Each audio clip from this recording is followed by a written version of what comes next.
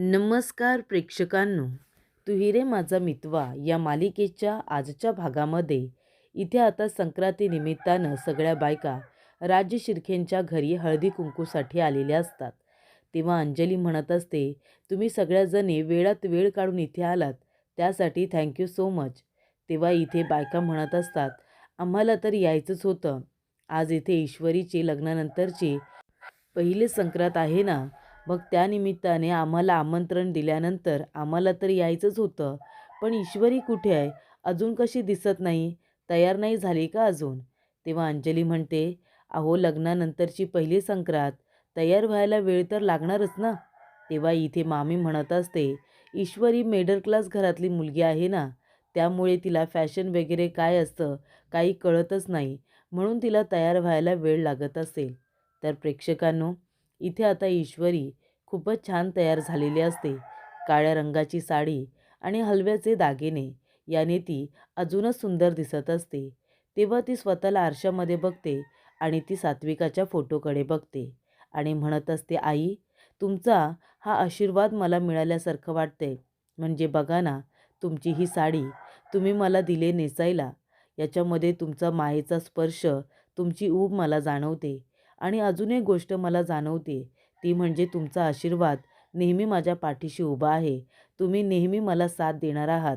आणि अजून महत्त्वाची गोष्ट म्हणजे तुम्ही आम्हाला सांगताय की माझ्या आईमुळे तुमचा जीव गेलेला नाही आहे. माझी आई निर्दोष आहे. आम्ही दोघीजणी निर्दोष आहोत, हे सुद्धा तुम्हाला सांगायचं आहे असंच वाटतं मला. त्यानंतर इथे नम्रता आलेली असते. नम्रता आल्यानंतर आकाश म्हणत असतो, अगं नम्रता आलीस तू? मला सांगायचं ना, मी आलो असतो तुला घ्यायला. तेव्हा नम्रता म्हणते, आकाश सर, अहो आले ना मी माझी. तेव्हा आकाश आणि नम्रता दोघेजण एकमेकांबरोबर खूप छान बोलत असतात. तेव्हा वल्लरी त्यांच्याकडे बघते. तिला खूपच जास्त राग येत असतो की आकाश नम्रताला इतकं महत्त्व देत असतो.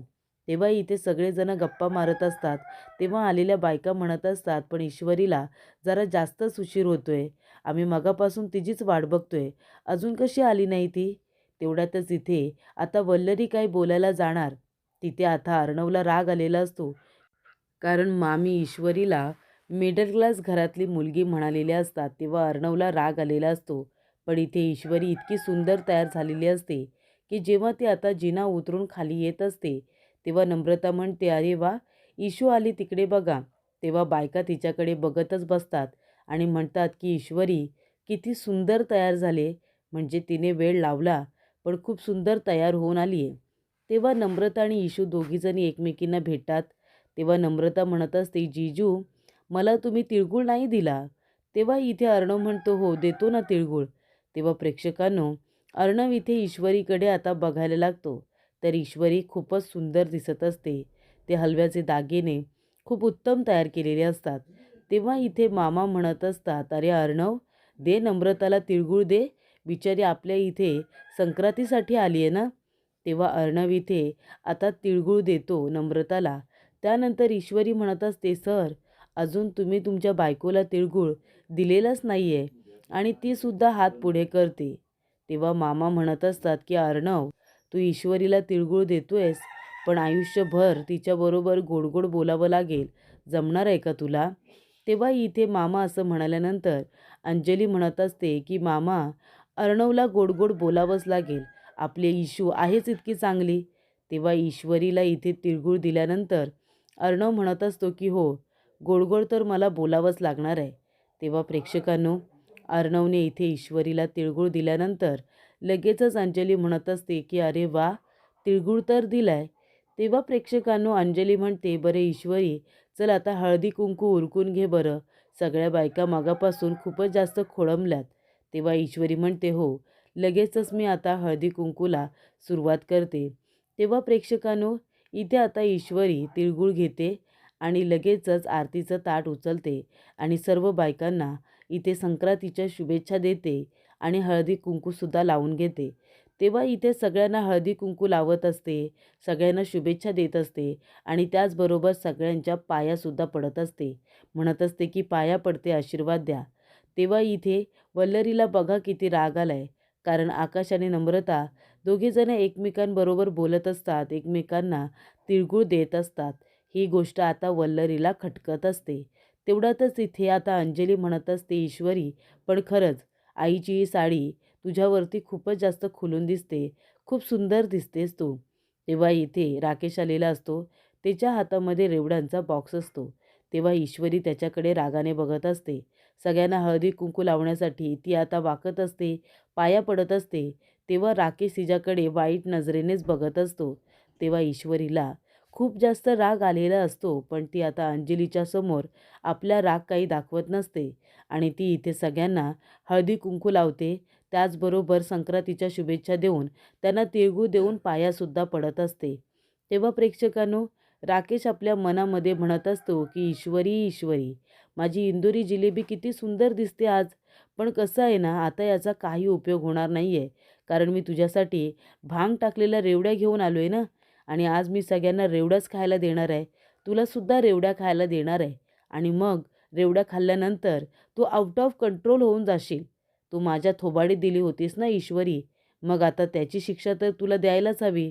तुला रेवड्या दिल्याशिवाय मी काही शांत बसणार नाही आहे. या भांग टाकलेल्या रेवड्या तू खाशील, आउट ऑफ कंट्रोल होशील आणि मग ज्या पद्धतीने वागणार आहेस ना, ते बघायला खूपच जास्त छान मज्जा येणार आहे, असं आता राकेश म्हणत असतो. तेव्हा प्रेक्षकांनो, इथे आता राकेश ईश्वरीकडे रागाने बघत असतो, कारण त्याला आता बदला घ्यायचा असतो. ईश्वरीने त्याच्या तोंडावरती पाणी फेकून मारलेलं असतं ना, त्याचा बदला म्हणून भांगेच्या रेवड्या त्याने ईश्वरीला खाण्यासाठी आणलेल्या असतात. म्हणजे ती भांगेच्या रेवड्या खाईल आणि मग सगळ्यांसमोर काहीतरी विचित्र वागेल. मग इथे अर्णव तिच्यावरती अजून चिडेल. त्या दोघांच्या नात्यामध्ये अजून दुरावा येईल. या हेतूने राकेशने हा प्लॅन तयार केलेला असतो. तेव्हा ईश्वरी अंजलीला आता इथे हळदी कुंकू लावते आणि तिला खूप खूप शुभेच्छा देऊन तिलासुद्धा तिळगूळ देते आणि तिच्या पाया पडते. तेव्हा इथे राकेश आता ईश्वरीला अडवतो. ईश्वरी आता बाहेर जात असताना राकेश म्हणतो, अगं थांब थांब इंजरी जिलेबी थांब. अगं किती छान दिसते, तुला माहिती आहे का? खूपच सुंदर दिसतेस तू. काळ्या रंगाची साडी आणि हलव्याचे दागिने. तेव्हा ईश्वरी म्हणते, काय रे, तुला एकदा सांगून कळत नाही का? मागच्या वेळेला तुझ्या तोंडावरती जे पाणी फेकून मारलं होतं, तुला कळत नाही की माणसाने इथे अपमान केल्यानंतर पुन्हा त्याच्या वाट्याला जायचं नसतं, हे कळत नाही का तुला? तेव्हा इथे आता राकेश म्हणत असतो, अरे वा, काय बोलायचं तुला. म्हणजे मागच्या वेळेला जे काही झालं ते लक्षात आहे तर तुझ्या. पण आता संक्रांत आहे म्हटल्यानंतर तू मलासुद्धा तिळगूळ द्यायला हवेत ना. पण तू मला अजून तिळगूळ दिलेलाच नाही आहेस. पण काही हरकत नाही, जाऊ दे, मला नाही दिलास म्हणून काय झालं, पण तू खूप सुंदर दिसतेस, हे तर मी बोलूच शकतो ना. तेव्हा ईश्वरी म्हणते, एक दिवशी अर्णव सर आहे ना, तुझी अशी धुलाई करणार आहेत ना की आयुष्यभर तुझ्या लक्षात राहील. एवढ्या वेळा तुझा अपमान करते, तुला समजावून सांगते, पण तुझी अक्कल कुठे आहे रे? अक्कल कुठे तुझी शेण खायला जाते? लक्षातच राहत नाही तुझ्या. एक गोष्ट लक्षात ठेवा, लांब राहायचं माझ्यापासून, लांब राहायचं. तेव्हा राकेश म्हणत असतो, बरं ठीक आहे, मी सगळ्यांसाठी रेवड्या आणल्यात, हे घ्या, तुम्ही पण रेवडी खा. तेव्हा ईश्वरी म्हणते, नको, मला तू आणलेलं काहीसुद्धा नको आहे, कळलं ना. तेव्हा ईश्वरी म्हणत असते, आता बाजूला होतोयस की चाकू काढू, आणि ती आता चाकू राकेशला दाखवते. तेव्हा इथे राकेश म्हणतो, हे काय करतेस तू, आजच्या दिवशी चाकू दाखवतेस? हे बघ, खून खराबा नको, खून खराबा नको, जा बरं जा. हे बघ, मी घाबरलो, घाबरलो, मी घाबरलो. तेव्हा प्रेक्षकांनो, इथे आता ईश्वरी मुद्दामूनच चाकू काढत असते आणि जेव्हा ती अर्णवचं नाव घेते तेव्हा राकेश म्हणत असतो, सगळा मूड माझा ऑफ करून टाकलास. आजच्या दिवशी आपल्या दोघांमध्ये त्या राकेशचं नाव घ्यायची काही गरज होती का? का त्या अर्णवचं नाव घेतलंस? त्याचं नाव घेतलंस ना, मूड ऑफ झाला माझा.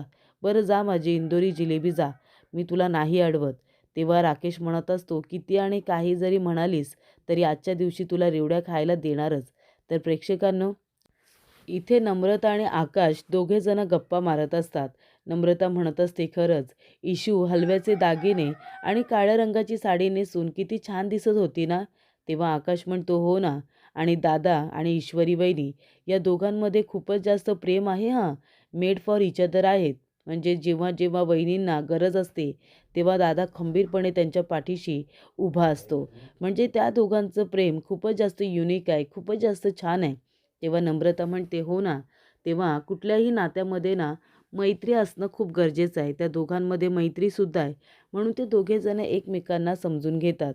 तेव्हा आकाश म्हणतो, "अगदी बरोबर. म्हणून तर म्हणतात ना, की मैत्री ही प्रेमाची पहिली पायरी असते. जर मैत्री असेल तर आपोआपच प्रेम होतं." तेव्हा आकाश म्हणतो, "मग नम्रता, आपल्या मैत्रीबद्दल तुला काय वाटतं? आपल्या मैत्रीच्या पुढे जाऊन मला ग्रीन सिग्नल मिळणार आहे की नाही?" तेव्हा इथे नम्रता म्हणते, "आकाश सर, मी आता निघते. मला जायला उशीर होतोय." नम्रता आता टाळाटाळ करत असते. पण आकाश तिला स्पष्टपणेच विचारतो, की "आपल्यामध्ये तर मैत्री खूप आहे. मग आता पुढे जाऊन माझ्या या मैत्रिणीला ग्रीन सिग्नल मिळणार आहे ना नम्रता?" तेव्हा नम्रता म्हणत असते, "हो सर, म्हणजे मिळेलच ना तुम्हाला. आपल्यामध्ये तशी मैत्री आहे." तेव्हा चला, मी आता ईश्वरीला बाय करते आणि जायला निघते. आईने फोन केलाय ना म्हणून. तेव्हा इथे आकाश म्हणत असतो, "बरं चल, तू आता ईश्वरीला बाय कर आणि मग तू जा." त्यानंतर प्रेक्षकांनो, इथे मामा म्हणत असतात, की "महिला मंडळ, आज तुमच्या हळदी-कुंकूचा कार्यक्रम एकदम उत्तम पार पडला. खूपच उत्तम." तेव्हा इथे ईश्वरी, अंजली सगळेजण खुश असतात. तेव्हा प्रेक्षकांनो, इथे आकाश आलेला असतो. तेव्हा वल्लरी म्हणत असते, "आकाश, मगापासून इथे सगळेजण आहेत. तू कुठे होतास?" तेव्हा आकाश म्हणत असतो, "नम्रता घरी गेली ना, तिच्यासाठी ऑटो बघून देत होतो. ती म्हणाली तुम्ही येऊ नका म्हणून. म्हणून तिला घरून फोन आला आणि ती लगेचच जायला निघाली. तिलाच ऑटो करून देत होतो." तेव्हा वल्लरी म्हणत असते, "तुला जायची काय गरज होती? ती गेली असती ना तिची." तेव्हा इथे प्रेक्षकांनो, आता अंजली लगेचच विषय बदलते आणि म्हणते, "ईश्वरी, पण खरंच सांगू का? आईच्या साडीमध्ये आणि त्याच्यावरती तू घातलेल्या हलव्याच्या दागिन्यांमध्ये आज तू खरंच खूप सुंदर दिसत होतीस. आणि आईच्या साडीमध्ये तुला बघत होते ना, तर जणू काही आमची आईच आमच्या आजूबाजूला फिरते की काय, असंच आम्हाला वाटत होतं. खरंच खूप छान वाटलं तुला या साडीमध्ये बघून. आईचा आशीर्वाद, आईची माया आम्हाला पुन्हा एकदा मिळते असं सतत वाटत होतं." तेव्हा आईने बरं झालं ही आठवण करून ठेवली होती, की काहीही झालं तरी पहिल्या संक्रांतीला माझी सून माझी साडी नेसणार. त्यामुळे तुला ही साडी नेसता आली आणि तू इतकी सुंदर दिसतेस ना आईच्या साडीमध्ये, की तुझ्याकडून नजरसुद्धा हटत नाही आहे. इतकी छान दिसतेस तू. तेव्हा मामा म्हणतात, "हो ना, अगदी मला माझ्या सात्विका ताईची आठवण झाली. हो की नाही रे अर्णव?" तेव्हा अर्णव म्हणत असतो, की "हो, अगदी बरोबर. आईची इच्छा होती ना, म्हणूनच ती साडी मी तिला नेसायला दिली." तेव्हा प्रेक्षकांनो, इथे आता अर्णव म्हणत असतो, "बरं मी आलोच. मला 2 महत्त्वाचे कॉल आहेत ते करून आलो." तेव्हा प्रेक्षकांनो, इथे आता राकेश आलेला असतो. तो म्हणत असतो, "अरे ईश्वरीजी, खरंच आज तुम्ही खरंच खूप छान दिसताय. हे बघा, मी सगळ्यांसाठी ना रेवड्या ऑर्डर केल्या होत्या. तेव्हा मी तुमच्यासाठी सुद्धा रेवड्या आणल्यात. हे घ्या ना, ह्या रेवड्या खा." तेव्हा इथे ईश्वरी म्हणते, "नाही नको. आज दिवसभर खूप माझं गोड-गोड खाणं झालंय. आता नको." तेव्हा राकेश म्हणतो, "अंजली, बघतेस ना, ईश्वरीजींना माझ्याबरोबर गोड-गोड बोलायचंच नाही आहे वाटतं. अहो घ्या, रेवड्या घ्या. ह्याच्यामध्ये पण गूळ असतो, ह्याच्यामध्ये पण तीळ असतात. घ्या ना." तेव्हा इथे आकाश म्हणतो, "अहो वहिनीसाहेब घ्या. रेवड्यासुद्धा तिळगुळासारख्याच असतात. घ्या आणि खा." तेव्हा प्रेक्षकांनो, ईश्वरी हातामध्ये आता ते तिळगुळ घेते, म्हणजे रेवड्या घेते. तेव्हा ती खात नसते. राकेश म्हणत असतो, की "काय करू, सुरी आणू का?" तेव्हा ईश्वरी म्हणते, "का? सुरी कशासाठी?" तेव्हा राकेश म्हणतो, "अंजली, अगं बघतेस ना, ईश्वरीजी रेवड्या खात नाही आहेत, हातात घेऊन उभे आहेत. म्हणून म्हणतोय सुरू वगैरे आणू का कापायला?" तेव्हा प्रेक्षकांनो, इथे वल्लरी म्हणत असते, "जावई बापू, अहो फक्त अर्णव तिच्याबरोबर गोड बोलला ना तरीसुद्धा तिने मिळवलं."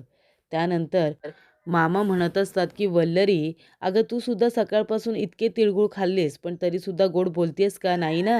इथे याच तोंडाने अजूनपर्यंत बोलतेस ना?" तेव्हा ईश्वरी म्हणत असते, "मी खाते ना, नंतर रेवडी खाते." तेव्हा राकेश म्हणतो, "असं काय करताय तुम्ही? खा ना खा, रेवड्या खा. मी सगळ्यांसाठीच आज रेवड्या ऑर्डर केल्या होत्या." तेव्हा इथे अंजली म्हणते, "हो ना गं ईश्वरी, खूप छान रेवड्या आहेत बघ तू खाऊन. खूपच मस्त आहेत, तुला पण आवडतील." तेव्हा ईश्वरी त्यातली रेवडी खाते आणि तिला आता चव थोडी वेगळी लागते. तेव्हा ती राकेशकडे आता बघत असते, कारण त्या रेवड्या इथे नॉर्मल लागत नसतात. खूपच विचित्र त्यांना टेस्ट असते. म्हणून इथे ईश्वरीचे एक्सप्रेशन बघा, रेवड्या खाल्ल्यानंतर कसे बदललेले असतात. तेव्हा प्रेक्षकांनो, पुढील भागामध्ये अंजली म्हणत असते, "काय हो, तुम्ही एक्सपायर झालेला रेवड्यांचा बॉक्स कपाटामध्ये का ठेवला होता? तेव्हा तो मी फेकून दिला." तेव्हा राकेश म्हणतो, "काय? आणि मग कपाटामध्ये जो रेवड्यांचा बॉक्स होता तो दुसरा?" तेव्हा अंजली म्हणते, "अहो तुम्ही नंतरला जे बॉक्स ऑर्डर केले ना, त्यातला एक बॉक्स आहे ना मी कपाटामध्ये ठेवला होता आणि तो एक्सपायर झालेला मी फेकून दिला." तर इथे अंजली म्हणत असते की बरं झालं ना, नाहीतर कुणी खाल्ले असता तर. तेव्हा राकेशचा प्लॅन हा अंजलीने फ्लॉप केलेला असतो. तर इथे आता ईश्वरी म्हणत असते की सर, म्हणजे तुम्ही किती आणि काहीही म्हणालात तरीसुद्धा तुम्ही बघताय ना सर, तुमची आई मला गुन्हेगार नाही म्हणत, म्हणून तर तुम्ही स्वतः तुमच्या आईची साडी मला दिलीत ना. तेव्हा अर्णव म्हणतो की हे सगळं मी फक्त माझ्या आईसाठी केले, माझ्या आईची इच्छा पूर्ण व्हावी म्हणून.